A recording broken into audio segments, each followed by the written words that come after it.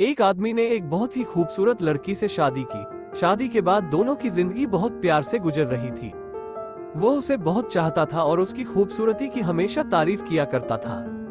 लेकिन कुछ महीनों के बाद लड़की चर्म रोग स्किन डिजीज से ग्रसित हो गई और धीरे धीरे उसकी खूबसूरती जाने लगी। खुद को इस तरह देख उसके मन में डर समाने लगा कि यदि वो बदसूरत हो गई तो उसका पति उससे नफरत करने लगेगा और वो उसकी नफरत कबूल नहीं कर पाएगी।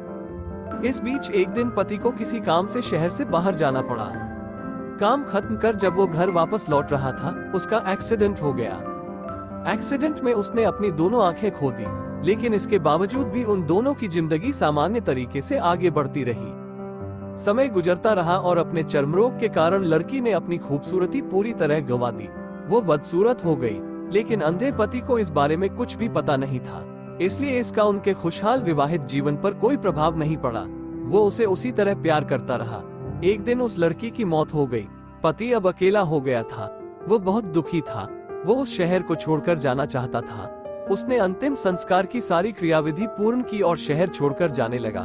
तभी एक आदमी ने पीछे से उसे पुकारा और पास आकर कहा, अब तुम बिना सहारे के अकेले कैसे चल पाओगे?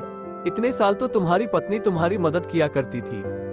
पति ने जवाब दिया, दोस्त, मैं अंधा नहीं हूँ।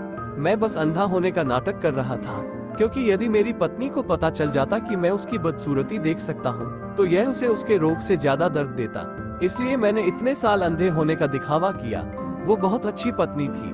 मैं बस उसे खुश रखना चाहता था। सीख, खुश रहने के लिए हमें भी एक दूसरे की कमियों के प्रति आंखें बंद कर लेनी चाहिए और उन कमियों को नजरअंदाज कर देना चाहिए।